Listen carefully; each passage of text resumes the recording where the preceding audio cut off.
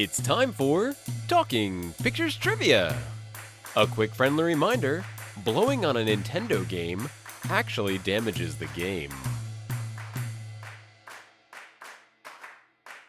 Welcome to Talking Pictures Trivia, the podcast in which a group of geographically challenged friends explore movies through trivia as an excuse to keep their friendships alive. I'm one of these friends and today's host, Nick, and with me is... Tom. And KJ. All right, great to have you back as always. Additionally, joining us as a guest for this episode is... Patrick. Thanks for joining us, Patrick. Patrick and Tom were in shows together in college, but since then, Patrick has joined us for Broken Blossoms, Bride of Frankenstein, Michael Hahn, The Third Man, and last week's episode, The Gold Rush. Patrick conveniently continues to like movies. For those joining us for the first time, we start off each episode with a movie quiz, as these pivotal questions will determine who earns today's trivia crown. The first round of questions will be worth 1 point each, and the second round of questions will be worth 2 points. Then, once the fierce competition is over, we followed up with our famous movie rant where anything goes. KJ, tell us about today's movie. Today we are going back to a pre-9/11 2001 to continue our summer blockbuster movie block.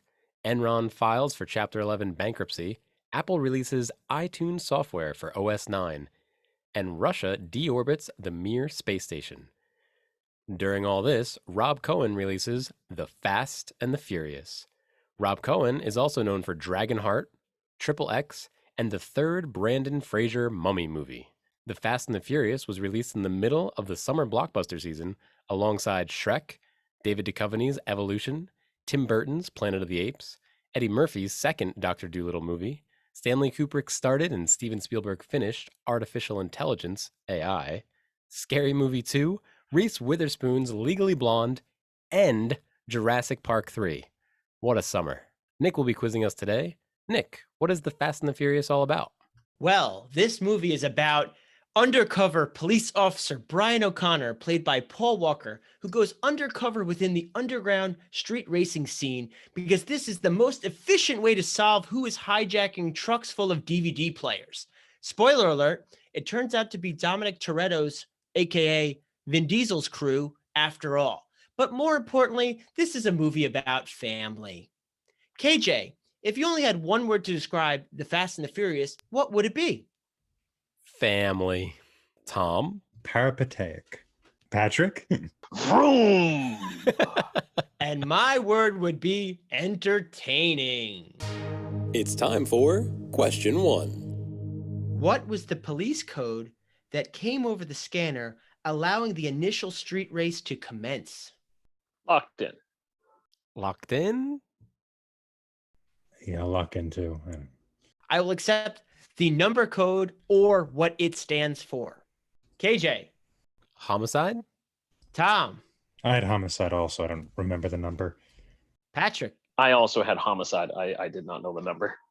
You didn't know a code 187 in Glendale? Maybe there was a 7. Yes, I want to jump right into the lifestyle. The reason I brought this specific one up to start this conversation is I thought it was so funny how they have this whole thing orchestrated and then they're like celebrating that somebody got brutally murdered. So that was the trigger of, oh yeah, we can race now. Let's do this. Yeah, I mean, it's sort of the fantasy of that age group, right? And I guess I guess Nick, you saw it in the theater at the time, but had I seen it in the theater, this would have been sort of the 18-year-old fantasy, right? Which is like, you have these like cool racing cars and you're like hanging out with a bunch of street toughs and there's just bunches of women in skimpy clothing ready for you right there. And you can make thousands of dollars driving your car with your sweet sound system.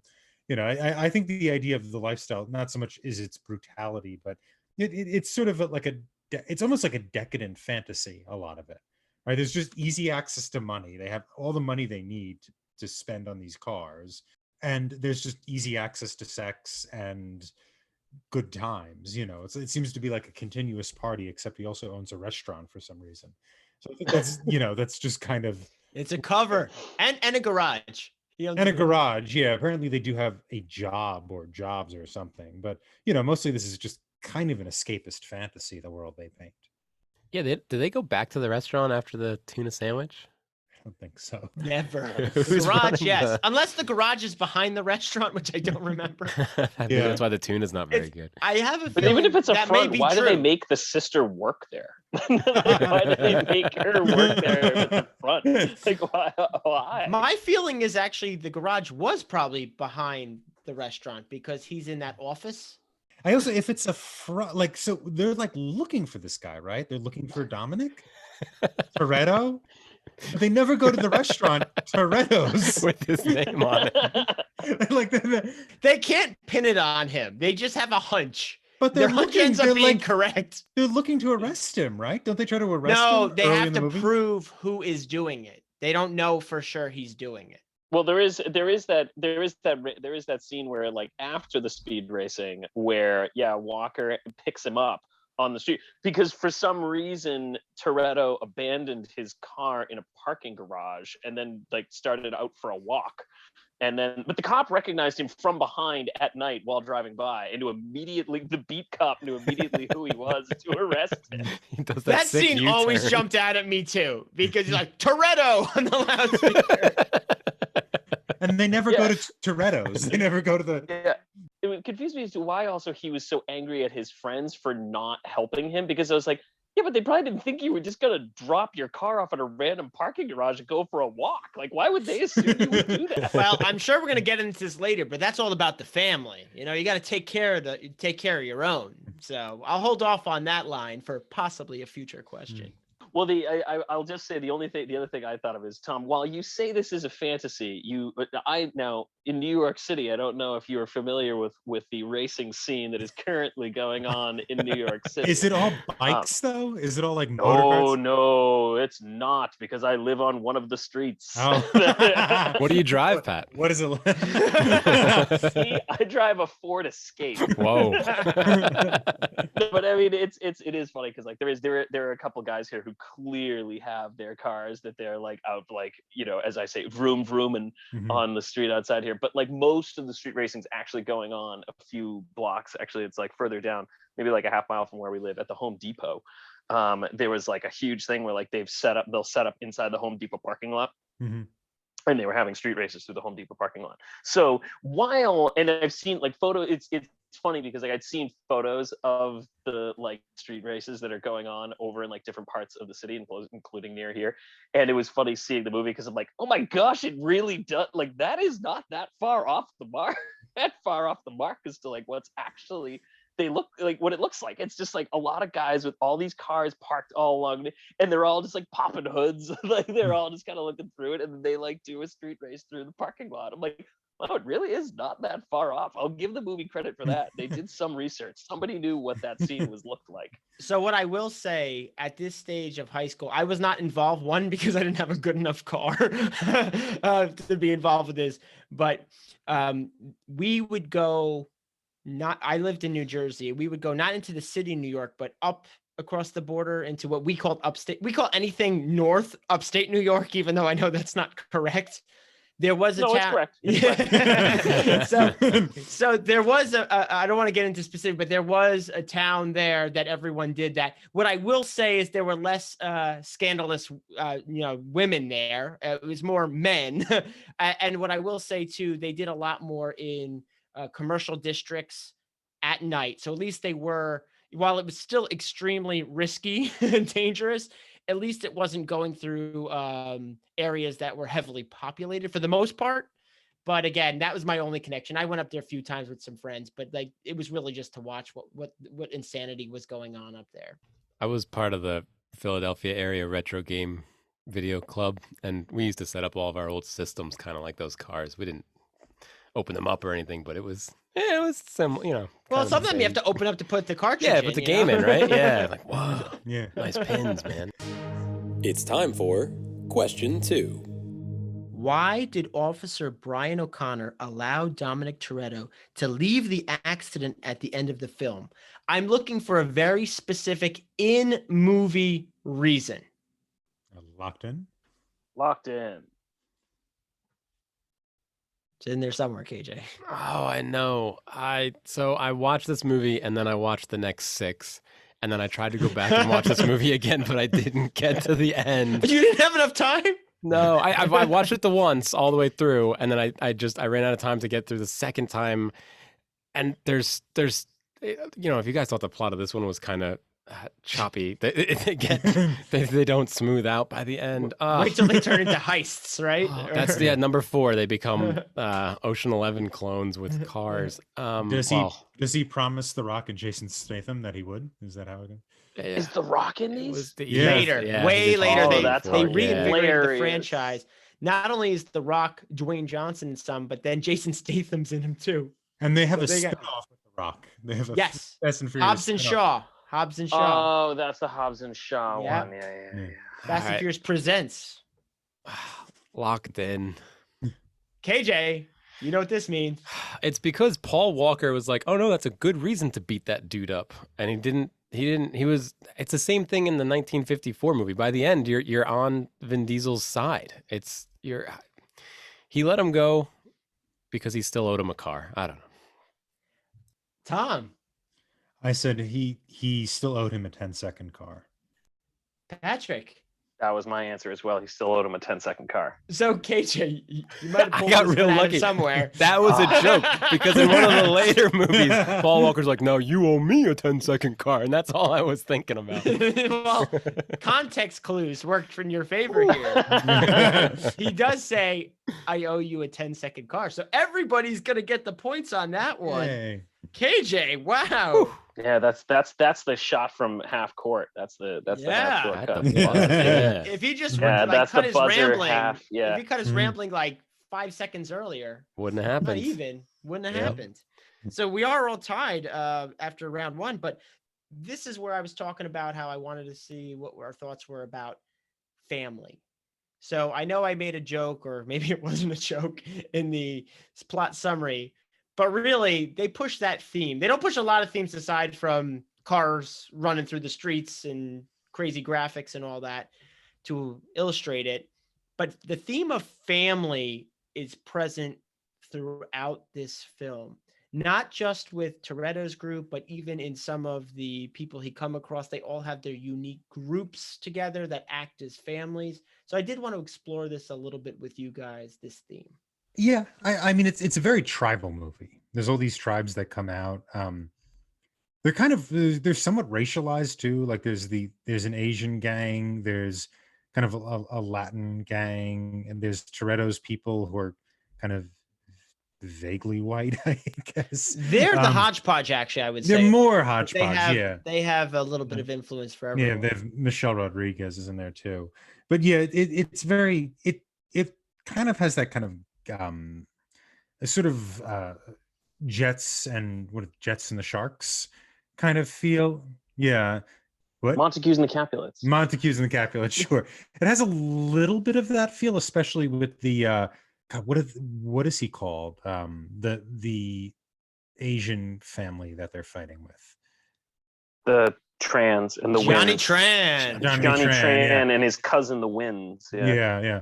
With them too, there is that kind of thing going on. So it seems to be very much this kind of like tribal association, which makes sense when you're doing crime, right? Is that you have to kind of establish this tribe, and that's why Paul Walker's character is rejected so hard by like Vince and the rest of them. In part, and the main thing is that Brian wants to like romance the girl that Vince is interested in. That's probably the biggest thing, but also it's kind of like Vince, even though he's an idiot, kind of has a good point when he's like, you don't know who this guy is. He could be a cop. And it turns out, actually, that's literally true. He is a cop. He sniffed him out too. By the way, like, even though he's he's like the least likable character. But there is this kind of necessary kind of local xenophobia if you're going to be part of one of these like criminal units or what have you. And the movie seems to deal with that. But the key point, Tom, is they're not gangs, they're teams. Yes. If you recall that. Yeah. Because no, I mean, I think, Tom, I think tribal is a very good word for it, because there is sort of a like, yeah, you circle the wagons, like your group is your group and you stick to your group and you're loyal to your group, and this kind of thing. And that's very much a I agree that that's in there, and I that I think is the reason why it's like, well, we're not gangs, we're teams. Mhm. It's like, this is our team, and we're a single unit. So there is a strong element of that throughout the film. Yeah, and I would say gangs would work kind of in the same way. I think they don't use the term gang because that implies that all of these groups are criminal, and we don't have the evidence for that. Because like Hector's group they seem perfectly legit as far as I could tell. And Johnny's definitely a criminal because he shoots people and and all that type of thing. But I mean, the idea of like a gang or a tribe or whatnot, they still have the same kind of facilitating. It's loyalty. It's a loyalty Yeah, question. it's You're loyal within your group, and your failure to live up to that has consequences, I guess. yeah, you failure to live up to it, and you have to prove it in certain ways. And like, there's different ways to do that. One could be like, you belong with this group because you're of the same ethnicity or something like that. Another thing could be, we're going to do this like crime together, and so your hands are wet in blood also, and so we kind of have to be loyal to each other in that way. Another thing could be, in the case of Dom, it seems like all these people grew up together, right? They're just like literally from the same block, I think, in the case Well, they of, say though that only the one guy, only Vince is the same guy. The other two, they said, just showed up one well, day. Vince and Michelle Rodriguez's character, they both, Yes, they were the on the three of block. them It's a sister. Yes, grew it's up, a and the sister. other Yeah, but two the other came along ones later. Yeah, Just came showed up along, and never yeah. left. That's exactly what they said. Yeah. So he almost like yeah. recruits these miscellaneous ones that didn't fit in other groups, became his group. Yeah, and he could kind of Well, to your family thing, he adopts them. He takes them in, like Very they become true. part of. Yeah, he adopts them. Yeah, Because he even says he owns you now, which I guess isn't really family quite so much, but he's like there. Yeah, that there was a is- little harsh, I think, of explaining it too when she says that. It's like, you're his now. You know? yeah, but he does have that charisma, right? That I think is the best part of this movie, is Vin Diesel's charisma. Yes, Is Vin Diesel is my favorite part of this film. That Yeah. was the part that unequivocally I did thoroughly enjoy. I think he's just like, he's fun to watch. He is that character. Mhm. Like, When I I was- enjoyed that when- character. When I was watching it with my wife too, we were laughing about the words of wisdom and advice that are sprinkled in throughout this film. There's a lot of nuggets in there. It's like, when did he become this wise sage of the streets? Yeah, but I mean, it makes sense though, right? Because somebody who can like dispel wisdom that's kind of part of your charisma. It's sort of not the same as intelligence. Intelligence, Yeah. Is almost like computational. Wisdom is sort of a judge of character while knowing sort of how to prescribe or use that judge of character, right? And how to offer the best side of someone to that person. And that kind of helps build a community around you, because you could go up to somebody and go like, I'm willing to take you in, and I can see the best in you, and I can kind of encourage you in the right way. And so it all kind of makes sense why Dom is at the center of this group. Well, these other groups tend to be much more seemingly ethnic based or something like that. I was gonna say, he also has the street cred because he performs. He is the alpha Yeah, of that and area. he's also earned it, certainly. Yeah. So the other groups are more anarchic as well. Like, they have less of a sort of center point. At least it feels like the characters within them tend to operate a bit more independently. Yeah, I mean, Johnny's group seemed to be centered around him, right? I guess More or that's less? true. Yeah. Yeah. Yeah, I guess that's true. I take that back. But And it's sort of hard to tell with Hector. It just seems like Hector's just like a guy with a garage, But yeah, it's also odd because like when you think of something being anarchic, it doesn't mean there's a lack of rules or structure. It just means there's a lack of rulers. And so it seems like what's nice about this kind of racing world is that it is anarchic, but it's also really structured. And there's really like a clear hierarchy that comes out of these things that people do, and that these achievements that people are able to get.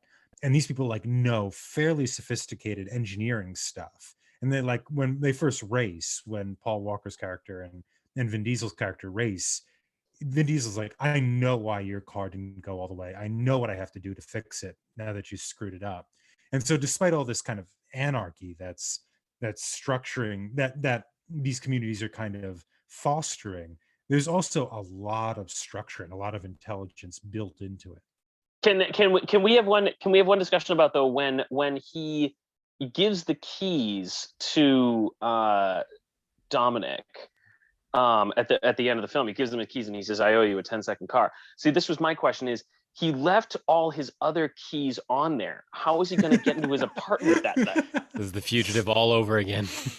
No, he was renting somehow. For some reason, he was renting a room at the parts store. No, he was. That Yeah, he was at. living in the store that he worked at, but still, like, one assumes he has an actual home somewhere. Like, even if he must have like a police locker somewhere. Like, Those are his cover like, keys, you know. yeah.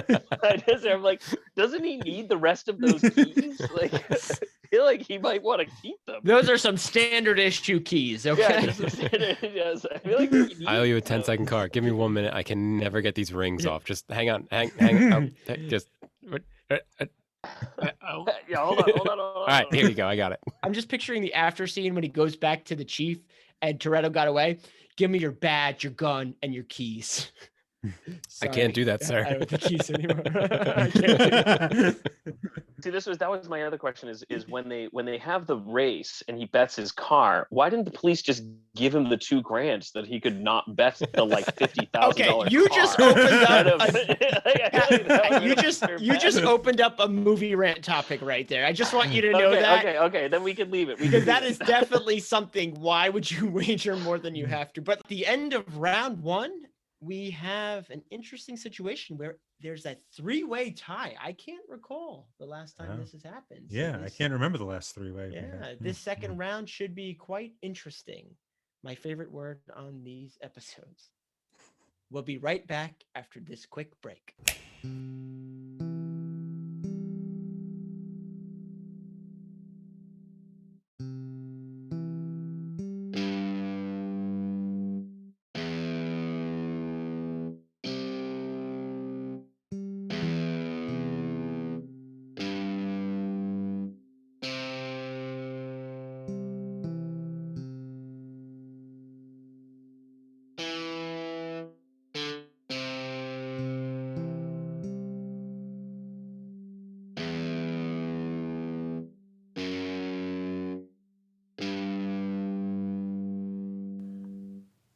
Welcome to Giant American Flags.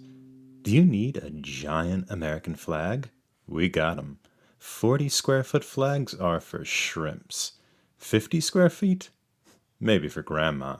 Here, our small, for toddlers only, is the 500 square foot American flag, which looks great flying from a baby stroller while you're walking your newborn patriot around the neighborhood.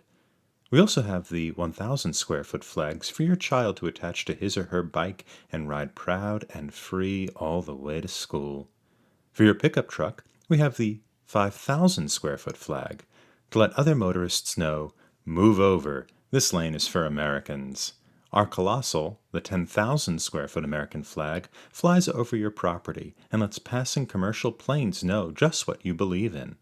Our Superba flag is 100,000 square feet, flying from sea to shining sea so that the International Space Station staff can look down and feel the warmth of American patriotism.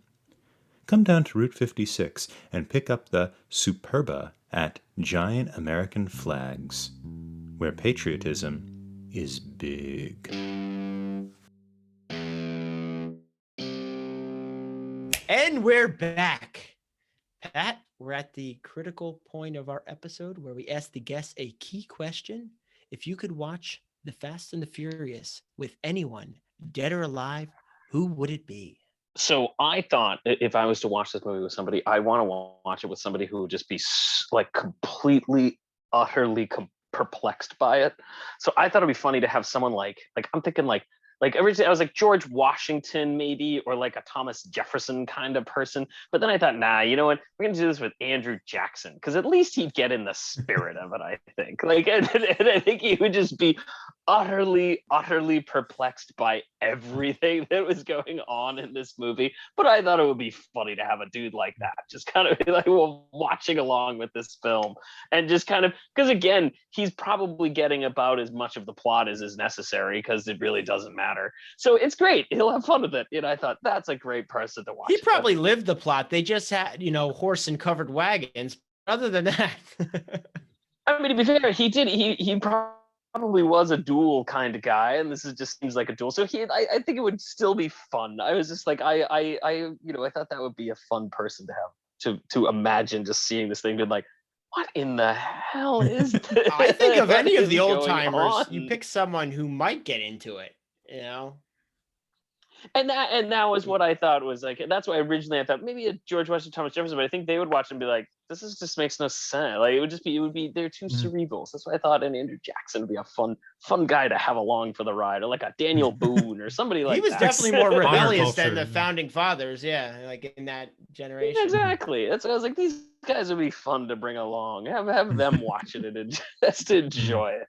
I don't always think about this question from my perspective, but when I picked this movie, the person who I thought I would definitely want to watch this with is one of the gentlemen on this podcast. I wanted to watch this with Tom because this is so not a Tom pick.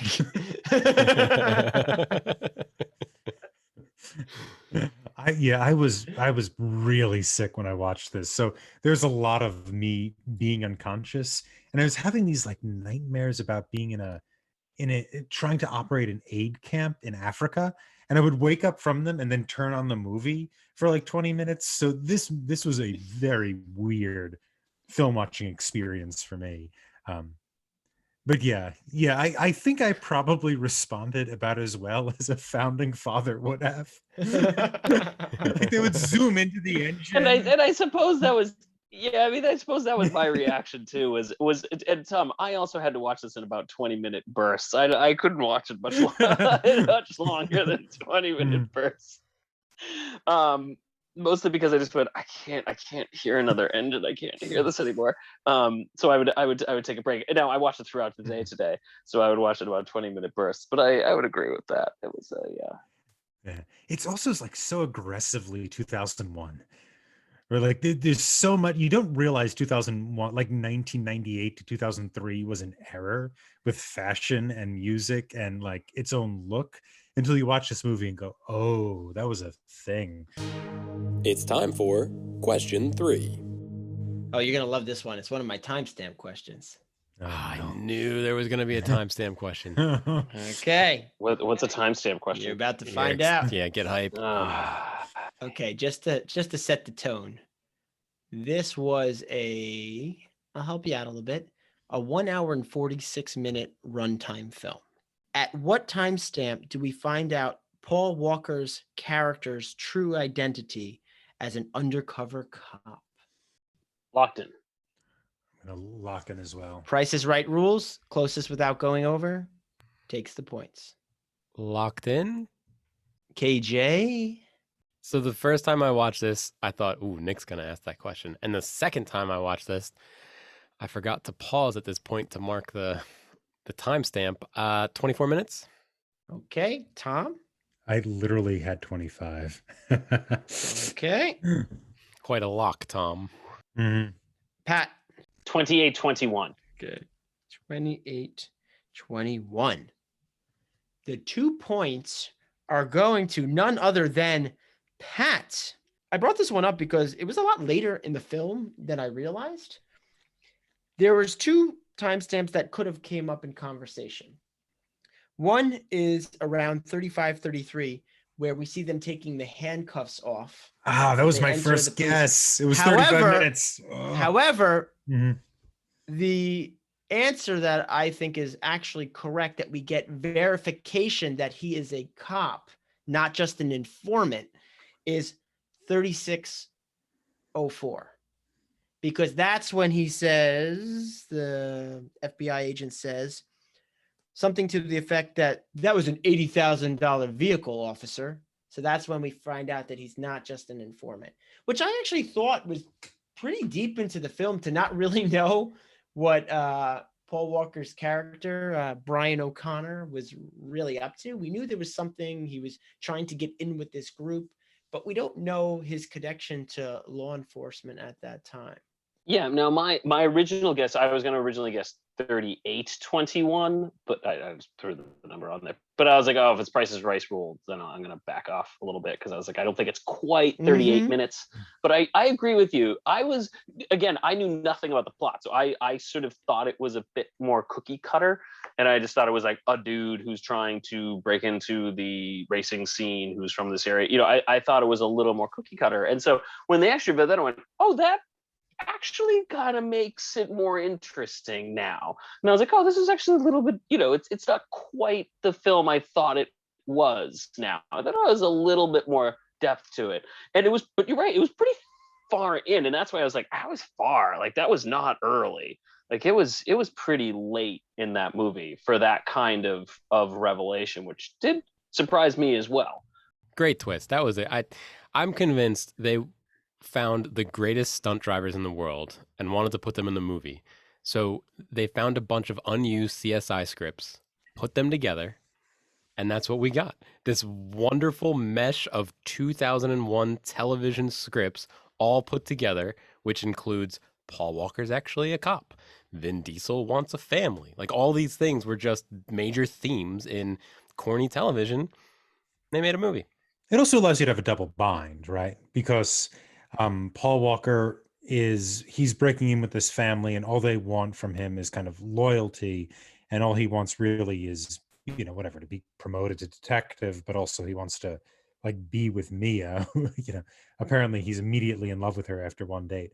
But so there's this kind of like, the only thing they really value is loyalty. And that's the only thing that he isn't giving them, right? His presence there, he cannot give them. Cannot give it to them. Yeah, his presence there is evidence of his lack of loyalty, right? So it creates that kind of tension. I think the relationship thing with Jordania Brewster, I think that's her name's character, was a little heavy-handed. I mean, they go on one date and he's But that's movie. Yeah, like movie you know shorthand. what? Like, Do you remember the Englishman who went up a hill but came down a mountain, or whatever the heck? What is it? The Englishman who went up a hill and came down a mountain. Yeah, they go up a mountain and they come down getting married. So yeah. I mean, it's like, but that's it's hard. And again, with this kind of film, it's like you can get away with short. You get away with some shorthand. This film might take a little bit too much shorthand, but Hollywood shorthand exists. I mean, even think about our movie last week. It's like The Gold Rush, where it's like the tramp sees this woman in the hall like 3 times, and he's suddenly in love with her, and he's gonna end up with her. Like that's I agree. It's fast, but you only have an hour and 40 minutes. You gotta cut corners. It was also Furious. Yes, exactly. It was also Furious. Yes, but there is a little bit of like you can do it occasionally. You can't cut quite as many corners. You could usually do it with romance or with something like that, or learning a skill. Right, that's the learning a skill montage. Are different ways to cut corners. I know jujitsu, but he would have been great in this as Paul Walker. Wait, doesn't Paul Walker spend weeks eating tuna sandwiches? Couldn't he have fallen in love then? He did. He was quite smitten with her at the restaurant. So I think it was a lot of conversation whatever. with the tuna. The point is that it was like it added to this kind of double bind, right? It added to this need to be loyal that he by definition can't be.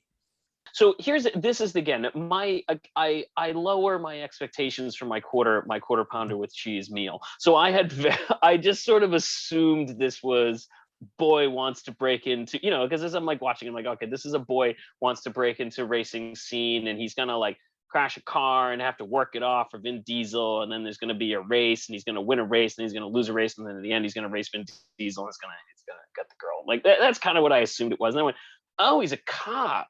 Oh, okay. Well, that adds a wrinkle here. Like, so we've got a new wrinkle in this film. And the other thing, which again, I was surprised that they did this. And again, it gives the film a little more credibility. Is that again? I assumed at this point, I'm like, okay, clearly that they're like, we now need to go after the Hondas, and they're like, we need to find this thing. And I'm like, oh, it's clearly Johnny Tran's gang. And then it's going to turn out that he's going to help him find that they're clearly the ones stealing it.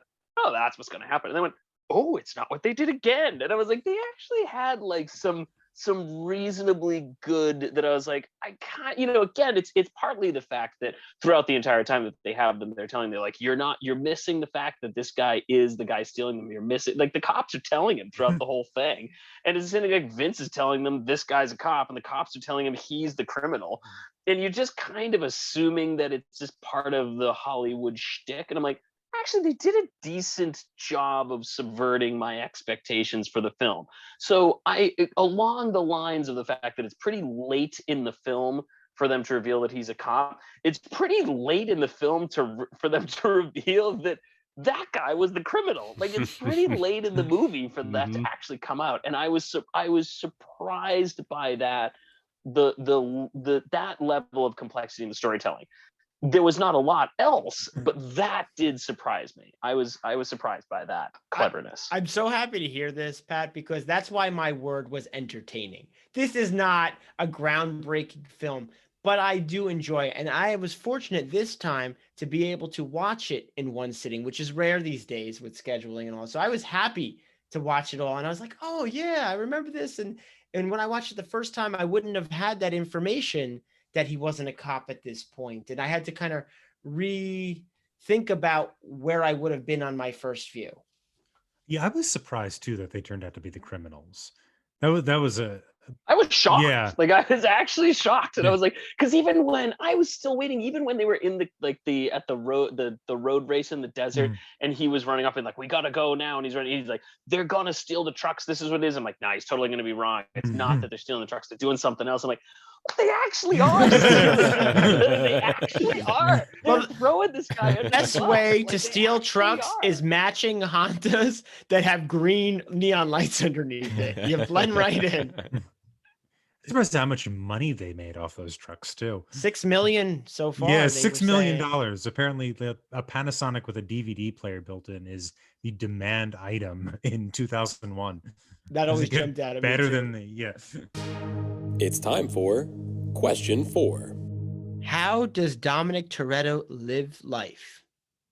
A very specific movie-related answer. Locked in. Locked in. Make me proud, KJ.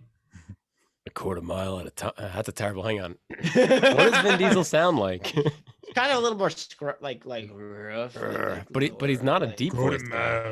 No, he's kind of deep. Is he? Yeah. It's kind of deep voice. More of like a deep. It's more of like a deep slur, right? What's one of his lines? Quarter mile at a time. I live Quarter mile at a time.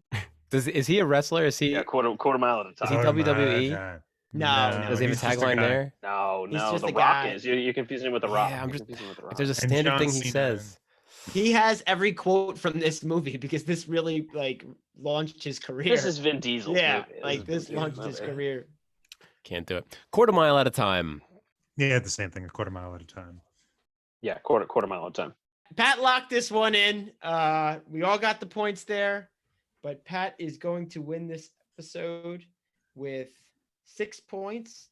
Tom and KJ are very close with 4 points. The actual quote, I wish I could do an impression like KJ attempted to do. My voice sounds nothing like his. I live my life a quarter mile at a time, nothing else. For those 10 seconds or less, I'm free. And he says that right after telling the story about how he beat a guy into a mental handicap, right? But I mean, Makes that's the whole sense, point of it. But that's the point of every cop. I mean, again, it's like every cop in the film, other than Walker's character, has been telling him that the whole time, which is that the guy is actually a psycho. You just don't see it, and he is a psycho. Yeah, he's just very charismatic. Yeah. The only one who restrains him, otherwise it would have been a bad day for Paul Walker's character, was the sister. The sister seems to be the only one to temper his rage. Because when they're in the desert, I know I'm jumping ahead here, but when they're in the desert and he calls in the helicopter to help out Vince, he looks at the sister with a face full of God, rage, that's Vin right. Diesel, Toretto's, the character, and she shakes her head, not pretty much to beat the living heck out of Paul Walker's character. So he still has that rage in him, but his sister, Paul Walker probably had a gun. He just would have shot him, so it would have ended up fine. Roll credits. yeah, I mean, that was the that's alternate like, ending. Actually, that's the 7 ending. Yeah. That's the 7 Yeah. ending. Yeah. There. That's the. Speaking of endings and this specific quote, did you all make it through the credits to the final scene? I did. Yes. Oh, what's the final scene? I didn't. Okay. He's driving through the desert in his new car, Yes, it is Who's a he? the Vin Diesel. Yeah. Chevelle SS 1970 because it has the 2 headlights on each side. Nice car. But he says the same quote as he's driving through the desert of Baja, Mexico, which would have been our tiebreaker bonus question. See, now I'm disappointed because I was hoping there was going to be a round, like, what do you call the round robin ones where everybody has to say something? Ooh, it's been a while since we've done those. Yeah, around the Yeah. table, round robin. Yep. I was waiting for one of those where we had to name the cars. in the Oh film. boy. That would, oh. They're That fun would've been a questions, but they're disaster. time killers. Yeah. Although that one would have been quick, Pat. I think Tom and I would have been That out. would have Yeah. gone very short. I even anticipating it, I couldn't get much further than the Charger. I was like, Yeah, in Yes. general, I was more of a muscle car guy than Hmm. a imports soup 'em up type guy, but it still was fun. Brian had a Mitsubishi Eclipse, and I think the thing Vin Diesel was driving was a Mazda. He was driving like a Mazda RX. Someone had a Toyota Supra in there too. Was that the one they were rebuilding? Yeah. There's yeah. Yeah, that was the one. That was the one with it was like broken down. Yes, Right. that I was remember the he's Toyota like he Supra. brings in a car. And you're like, I said a 10-second car, not a 10-minute car. And then Pop the hood. didn't one of them have a Kia? That I don't No know. Kia. I It was a Kia. maybe.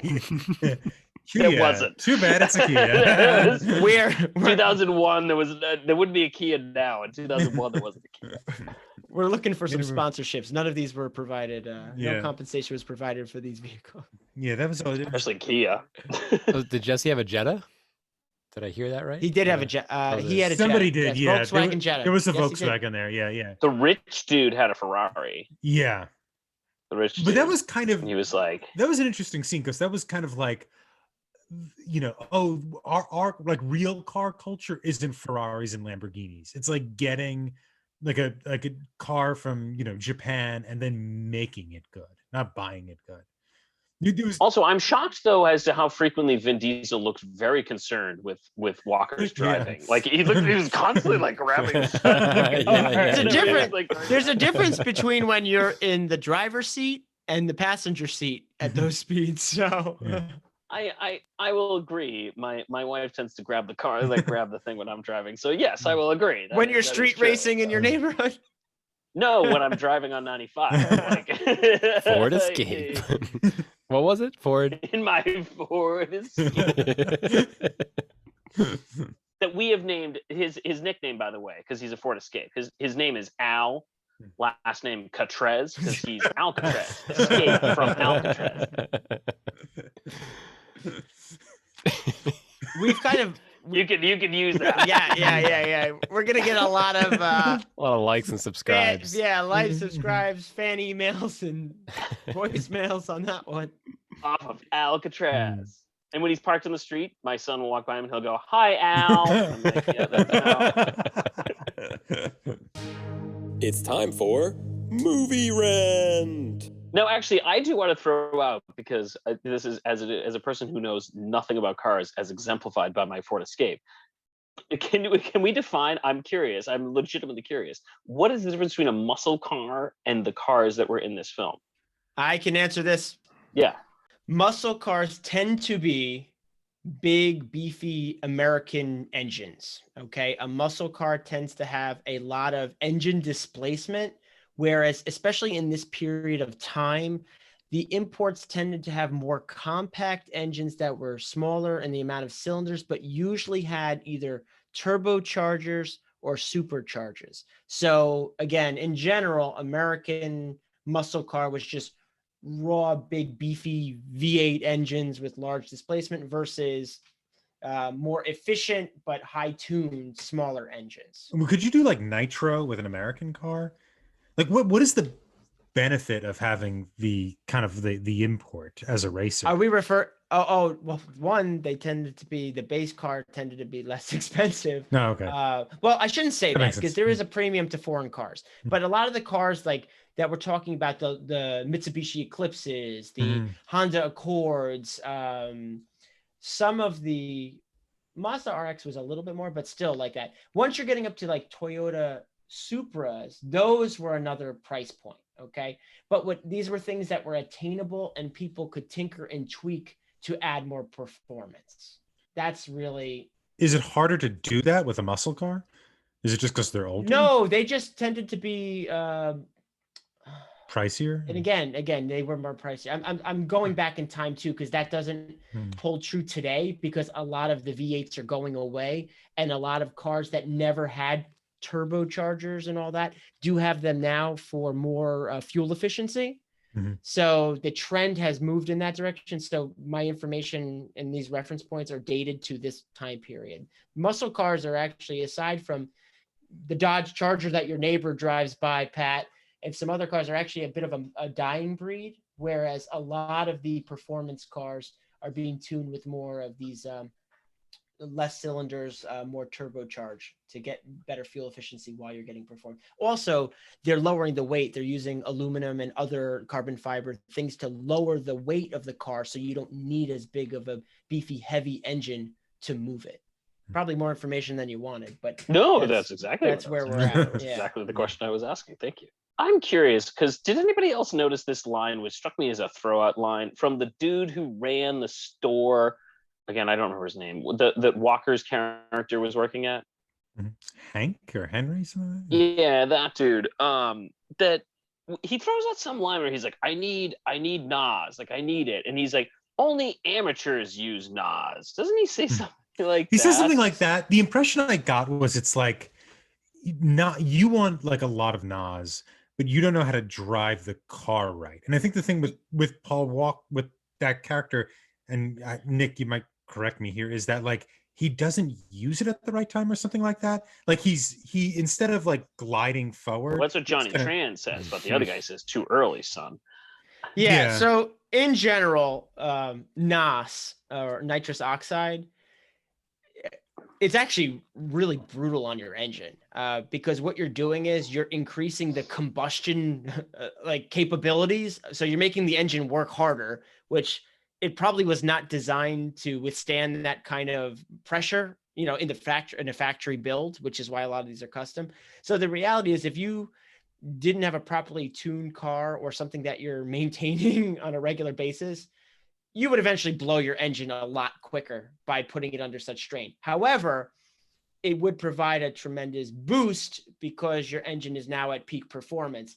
And in the movie, they glamorize it a bit with the timing of the NOS and all that. But really what they're saying is, this amount of race is going to take a certain amount of time. You want to hit it at the right time so that you're in the maximum peak of that NOS when you're getting towards the end of the race. So some of that I think was a bit movie, if you will. Yeah. But there is some side. Keep in mind, the quarter miles they're running would be over in less than 10 seconds based on Vin Diesel. Those scenes go on for a lot longer than 10 seconds. So for them to look at the, like, especially when he's looking at his computer screen, which is having all these graphical like representations of what's going on in his car, the race is done and you probably crash because you're looking down at your laptop and not the road.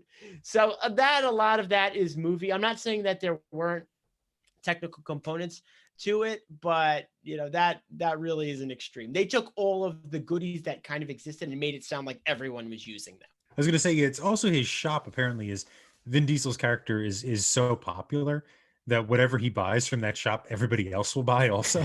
Yes. Yeah. So it's, I guess I'm kind of spreading that out too. Can we go back to my question about, because this was a movie rant question, but why does he bet his entire car? Because when I first watched it, I thought, oh, this totally makes sense. This is this dude, and he's coming in from Arizona, and he really wants to make it here in this world, and that would make sense as a logical thing for this guy to do in this circumstance. And I'm like, wait. He works for the LAPD. Why didn't he just throw down $2,000 in cash? Pissed, right? They're like, you lost an $80,000 car, officer.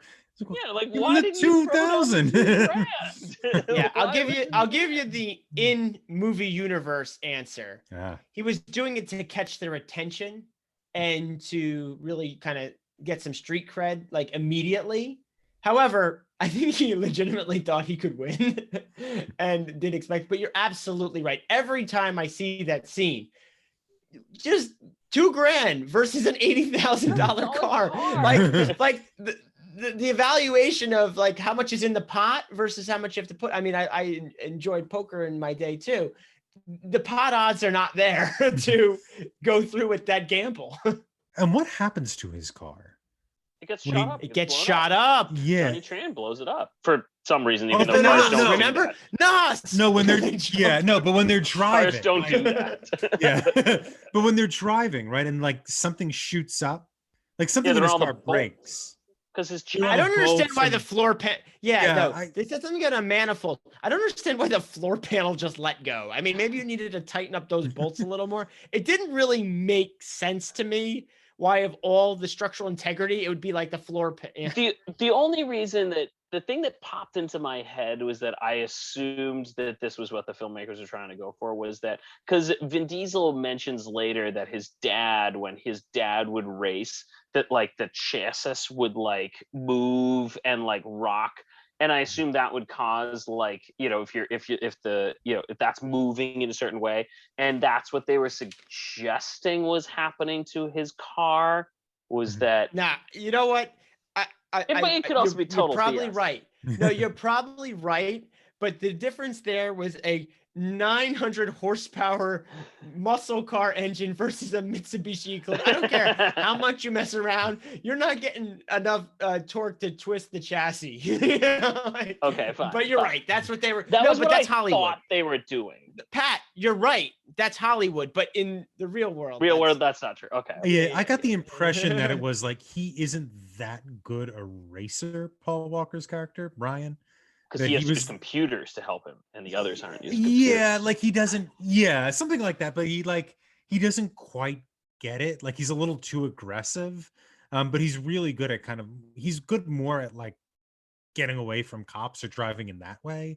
And they seem to distinguish that, because when he's talking to Dom, and Dom's like, "You've done this before," after they've gotten away from the cops, and Dom kind of drops it that, like, "I know you've been in juvie before." I get the impression like this guy knows how to drive really fast and skilled, but he doesn't quite get racing yet. Like he still has to learn some of those skills. And it seems like that last race where he's actually racing Dom. The train. Yeah, the train scene where they like kind of tie, and then for some reason Dom gets into a giant car accident right after. That seems to be more like, and none of them are hurt in the car accidents. Yeah, they're fine. They're all fine. Yeah, they just kind of shrugged that off. Yeah. Maybe Vince might have dislocated an arm, a shoulder. But I got the impression like that's when Brian kind of comes of age, is that he's able to actually tie Dom or compete with Dom, even in Dom's most, most furious vehicle. Why, after they leave Johnny Trans and they say, "We have a 20-mile walk," do they just show up in a cab? Uh-oh, he just found it. The movie's ruined now. I was like, why are they showing up in a cab? I also had when Brian, they could have hailed a cab along the way. But still, they're like, "We have a 20-mile walk," and they're like, "Oh, we just showed up a cab now." The other one I had, and this is more a legitimate one, is okay. So when Brian breaks into the garage to look at the other gang's cars to see like if they have the under lights, things like that, like Vin Diesel and the other guy are there, and I'm like, why are they there? And why do they just be like, yeah, let's go break into Johnny Tran's place immediately afterwards when he's like, I'm just looking at the cars to find out whether or not I can win? Why were they there? So this is, I think, the point where I fell in love with the movie, right? Because it doesn't make a lot of sense. But Paul Walker's there. Yeah. We know why he's there. Vince maybe was tailing Paul Walker to prove I agree his with that. suspicion is right for some reason. And then Vin Diesel's not there. Oh man, Vince and Vin Diesel, huh? So Vince drags Paul Walker back to Vin Diesel. Maybe the Is that restaurant, what we he don't know. did? He's dragging him, it fades to black, and then Vin Diesel's there. So I'm assuming. And then Paul Walker, again, Keanu Reeves probably could have done this too, convinces Vin Diesel, like, no, I'm going to check everybody's cars to make sure that nobody's cheating or whatever. So Vin Diesel's like, okay, yeah, that's a By the good way- idea. Which makes more Let's go do that. sense than assuming No, he's no, a no, I'm cop, not even- though. Doesn't make any I'm sense. not even yeah, going but- down that path. Yeah, what I think I'm going more where My Tom question said. was not the why does he go along with them for like checking on the other cars? Why does he assume he's a cop? Because he broke into another player, like another team's garage for evidence that would not be court admissible. like, That's a valid point, and exactly my thought there too. If he's a cop, he's breaking and entering. Exactly. this evidence is not court admissible. Again, I will give them a few wild Yeah. cards to cut corners on the story. There's a few too many corners cut on this story. Doesn't mean it's not fun, but it's not going to make it to my top car movie, which is Gone in 60 Seconds. That's my point. Eleanor. Gone in 60 Seconds. I haven't Great seen. I film. need to see Bullet too. I'm told Bullet is a very good car movie. For some reason, I don't have Gone in 60 Seconds as high as you do. Gone in 60 Seconds is not a good movie, but it's a great movie. Not good, but great. I'd like to once again congratulate our winner of the week, which is Patrick. Congrats, Pat. You did it. Yay! Oh, 35. This was a legit win, though. I mean, this Yeah. was a fierce Is competition. this the first repeat win? Is this the first repeat win, this like twice in a row? back to back? Ooh. Back No, to back, KJ, you did back, back to baby. back to back, I think. Oh, there was that Yeah. string. There was that string earlier. And usually our guests aren't back to back, so it's kind of impossible. That is more rare, right? So- well, I'll take some credit. Visiting team. Check out our website, talkingpicturestrivia.com, for more information about us and our episodes. You can find us wherever you listen to podcasts, as well as our YouTube channel. We are extremely grateful for any positive reviews, as those help others like you find us. If you like what you hear, remember to like and subscribe to our show. Do you think this movie was more fast or more furious, and why? Let's continue the conversation on Twitter at Talking Studios. Have additional thoughts? Email us at talkingpicturestrivia@gmail.com or give us a call at 201-467-8679 for a chance to be featured on one of our future From the Listeners episodes. Thanks again for joining us today, Patrick. And Pat, if you could just say something nicer. Pat me just now. gave us a thumbs up on our audio podcast. No, I won't talk. I didn't know I had to talk. Thank you guys. I really do enjoy being on here. Thank you guys so much. And I hope you'll have me again. Thank you guys. Fingers crossed. And you can find me at Thomas Lehman 15 on Twitter. Look up Talking Pictures Trivia B-Side for other podcasts. And you can find me on Twitter at KJ10001000. I can also be found on Twitter at The Nicknamed. Join us next time when we conclude our summer blockbuster series and we discuss KJ's summer blockbuster recommendation from 2016, Shin Godzilla. Stay tuned for our first impressions of Shin Godzilla. Ding, ding, ding, ding, ding. So I was always fascinated with the Godzilla movies, or maybe more specifically, a movie that has infiltrated so much of our culture. And the first Godzilla movie I saw was that Matthew Broderick one. Any of you guys see the Matthew Broderick Godzilla? I did, yeah. I can't think believe I that's did. your first. That was the first one. I Wow. think I saw it in theaters. I remember seeing it with my buddy Bobo. And that's what I thought a Godzilla movie was, right? That's a big monster walking around town. And I was in the library and I saw the Shin Godzilla cover, that bright red. I don't know if you guys actually saw the cover or the poster, but it's No, I didn't. very striking, very well marketed. So I picked it up thinking I was going to get, another Matthew Broderick, that's a lot of fish type of a movie. And I was pleasantly surprised at how different it was. And I couldn't stop watching it. And I really enjoyed it. And then I realized I had nobody to talk about it with. So I said, hey, you We guys are. should watch it. Yeah. I know who I can make watch this. That's good. It's interesting. It's a thick movie in the sense that, like, if you're watching translation, which I think we all did, right? We're not Yep. Yes. not too versed in Japanese. Mm. You're there's so much of the movie is communicated in these subtitles. First of all, which you have to read because I don't know Japanese, but also like every position and every committee is named. Mm. Like you're choking on committee names by the end of it. And so the whole movie is like, for me, it was like this actually somewhat tiring experience where I'm like trying to read the actual words and the committee. And there are so many committee names that you just feel sort of stuck in a lot of, like a lot of factoids as opposed to plot. Right. And so that was the experience. The experience is like, oh my God, I'm kind of drowning in committees. Yeah. Mhm. I felt the same. Like I waited till I had the house to myself because I knew this was something I was going to need to focus on. Mhm. And if anything, I just echo, this is in no way, shape, or form a second screen movie. Like you cannot be doing anything else if you want to follow. Yeah. I think it's just a good rule of thumb anyway for any movie, but this one specifically, when you have subtitles on the top and the bottom that you're trying to read at the same time, it's like phone is to the side. So that was my experience, Mhm. like just all alone in my solitude, just trying to focus. So KJ and Tom had already seen it, and we have a group text that goes on for Talking Pictures trivia, and they're all like, "Oh yeah, I can't wait to see this, that, and the other thing."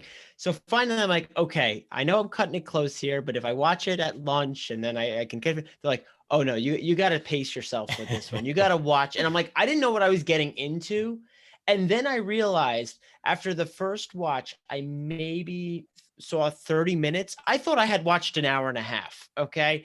It's funny how it's so fast yet takes so long to do anything. So it's a weird dynamic of a lot of movie in there, but time is elusive.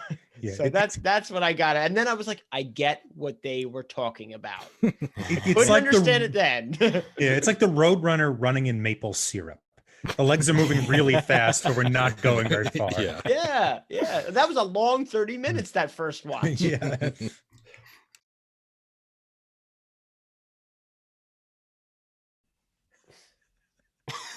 Do the other movies explain it? No, the other movies get worse, but They I think get I have, Did you watch the one where they had to outrun a submarine? no, that's what everybody keeps asking me. It must I be think number that's 8. Yeah, I Yeah, only got it's 3 later. Yeah, I think Yeah, that's yeah. I think that's the one where Dom turns evil. Or Spoilers. good again?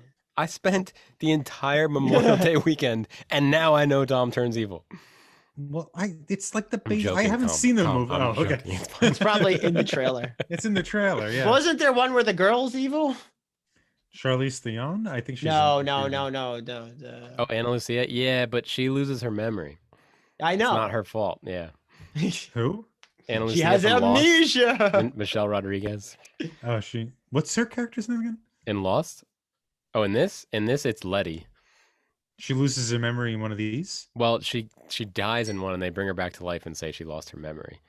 Ah. And Dom spends the movie trying to impress her with his wit and charm. Ah, how's that go? Oh, really good. I mean, even I was like, all right, Vin Diesel, sure.